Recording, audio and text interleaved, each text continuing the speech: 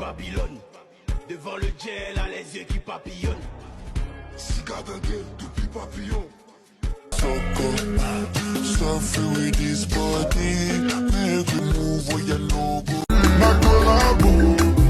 Normal, mon body c'est de là. Mon body c'est de là. Je suis Mbombo Biaga et je viens rompre le silence. Je pense que nous sommes arrivés à un moment où il faut connaître la vérité. Il s'agit de ma fille, dont le nom est Ngobiaga Sarah Mathilde. Elle est née le 19 février 2004 à l'hôpital de Sarbaïmi. Et elle vivait avec sa mère à Yaoundé. Et on était en parfaite communication. Je voudrais que tout le monde comprenne que je viens sortir, c'est-à-dire déclarer son identité. Et faire comprendre également qu'il ne s'agit pas d'une fille Eboulou ou Eton, c'est une fille Za. Et que toute la communauté se sent concernée ou doit se sentir concernée parce que c'est notre fille qu'on a tuée. Donc, je viens révéler l'identité de cette fille malgré tout ce qui s'est dit, malgré tout ce qui se dit, c'est ma fille, la fille d'un Mbombok. Et que tous les Mbombok se sentent concernés. Je ne demande pas à faire une réunion. Je ne demande pas à faire une certaine vengeance. Mais je voudrais que cet acte soit condamné. Ce qui m'amène, n'est-ce pas, à sortir, à faire cette sortie, c'est de demander de quoi est morte ma fille ou pourquoi ma fille a été tuée. Je reste sur cette question. Pour la simple raison que je ne sais pas si c'est à cause de moi, c'est ce que j'ai fait. Et j'ai fait à qui pour que ma fille soit tuée, pour que ma fille soit assassinée. Pourquoi ma fille a été assassinée? Je ne demande pas qui l'a assassinée, mais je demande pourquoi elle a été assassinée.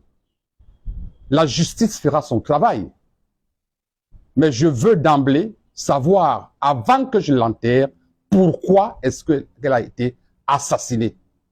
Est-ce à cause de son père? Est-ce à cause de sa mère? Est-ce à cause d'elle-même? Ou c'est juste un règlement de compte? Mais ce qui est sûr, ce n'est pas un accident. C'est un acte prémédité. Je fais cette sortie pour révéler son identité. Je dis bien, c'est Ngobiaga. Elle porte mon nom, Sarah Mathilde. Et j'ai également, c'est-à-dire, c'est chacun qui dit son âge, eh bien, elle est morte à 21 ans, 7 mois. J'ai ici les photos de sa naissance. J'ai ici les photos où sa grand-mère la porte et les photos où nous sommes ensemble. Le reste, je suis parti de sa naissance pour que les gens ne se trompent plus sur sa naissance, sur son âge. C'est pourquoi j'ai apporté ces images. On voit les images qui portent les dates même, c'est-à-dire de la naissance. Donc, c'est chacun qui dit ce qu'il veut. Quant à ce qui concerne la scène, ce qui s'est passé, il y a une partie de vérité et il y a l'autre, c'est-à-dire l'autre partie qui n'est pas vraie. Ma fille était une intellectuelle. Déjà, tout le monde sait qu'elle allait commencer à travailler dans une banque. Donc, ce n'est pas une prostituée. Pour qu'on dise qu'elle était avec les amis avant qu'on l'empoisonne. Non. Ma fille a été enlevée chez elle. Elle a été enlevée chez elle pour aller chercher de la nourriture dans un restaurant. Maintenant, du restaurant, elle a été détournée de l'itinéraire de la maison pour se faire livrer, c'est-à-dire chez un bourreau. Et c'est de là qu'elle est sortie morte, avant qu'on la jette dans un hôpital. Ce n'est pas une affaire de rue, de prostituée, non.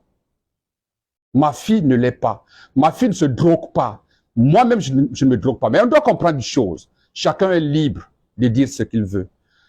Mais le vrai problème, c'est que dans le Mbok Massa, même si vous êtes un chasseur, il y a des animaux dans la forêt qu'on ne tue pas. Vous êtes un pêcheur, il y a certains poissons qu'on ne tue pas. Il faut donc comprendre que même dans la vie, il y a des sangs, c'est-à-dire des sangs qu'on ne tue pas. Donc il n'y a pas de raison que vous avez l'habitude de faire quelque chose. Nous, quand on allait à la pêche, quand on pêchait le poisson courant, on le rejetait dans l'eau. Sinon, toute la pêche était gâtée. Donc, il faut comprendre que là où on est arrivé, c'est on a atteint la limite. On a atteint la limite.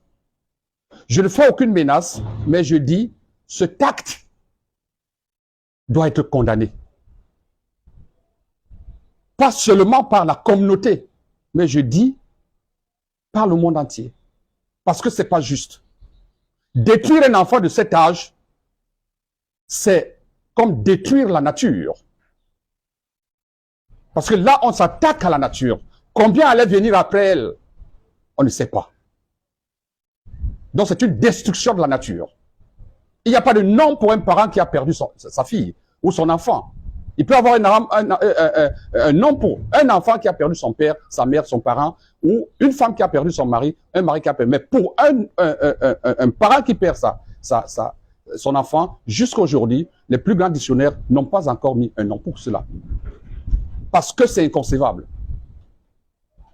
Et aujourd'hui, je suis comme, c'est-à-dire une personne qu'on a amputé le cœur, parce qu'on m'a amputé une affection. Donc j'ai une amputation, c'est-à-dire cardiaque. Le choc est immense. Et ça doit se faire comprendre de partout dans le monde que c'est un acte ignoble. Que si la personne qui a commis cet acte reste encore cachée, qu'elle se dévoile pour me dire pourquoi il l'a fait. C'est pas moi qui condamne. Je laisse la tâche, c'est-à-dire à la justice et aux autorités. Mais moi, je veux savoir pourquoi on l'a tué.